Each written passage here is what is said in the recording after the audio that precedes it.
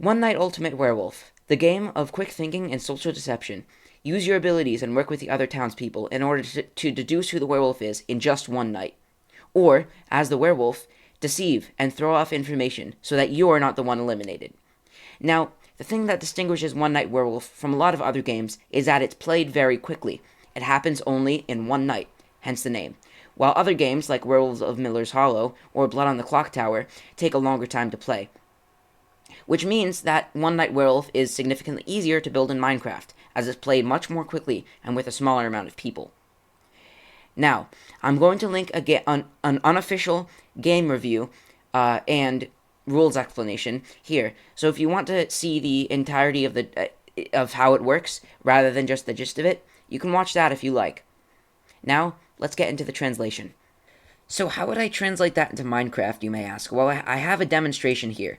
Firstly, before the game, all the roles would be distributed through this dropper. Everyone would come in here, and they would get a role by clicking this button, and I'm going to tell them, explain what their role is if they don't already know, and they'll find a seat to sit at. And then they will give this role item back to me, the announcer, who I'll explain what I'll do with that later.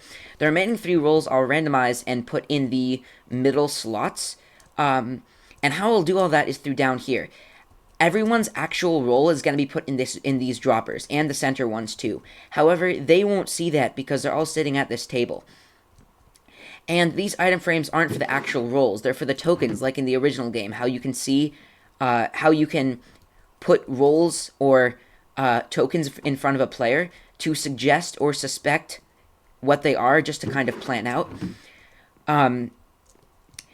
And basically, during the night phase, I'm going to ask everyone, or I'm going to communicate with the players through whispering how they want their roles to be used. For example, for the werewolves, they know who each other are, and I'll just tell them by whispering who the other werewolf is. Similar stuff for the minion, but if there's anything that interacts with the cards, like the robber, for example, the robber steals someone else's card and then looks at their new card, and he swaps it with another player. So, for example, if the robber is player 4, and I whisper to player 4, or the player 4 whispers to me who they'd like to rob, and they say they want to rob player 2, I'll swap their cards and then tell player 4 through whispering what their new card is. So that's pretty much how it goes. Then during the day, everyone will talk amongst themselves because they don't know who the roles are, and they'll be able to set these tokens around based on who they think who's who. And then they'll all vote at the end, just like in the normal game, by looking at which player they want to vote out and holding their gaze. And then the big reveal at the end. Everyone will get their roles through standing on their seat and then having a dropper under their seat, and this will be their actual role. And then they'll know if they won or lost or not. So if the werewolf is killed, then everyone who got a town role will win, and if a villager is killed, then anyone who got a werewolf role will win. Of course, there's also the center roles.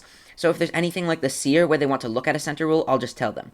Basically, anything that's looking at another player's card, I'll simulate through whispering, or just doing something that the other players shouldn't see in general. The announcer has a different role in this game than the original game because you can't physically interact without other people seeing, because everyone's going to be standing up on these seats. They're all going to see each other. You can't close your eyes just like the normal game. I mean, you can close your eyes in real life, but how are you going to trust people to do that? And yeah, that's basically how we will translate this game into Minecraft. So, do you want One Night Werewolf to be built in LegendCraft? Cast your votes in the community polls below.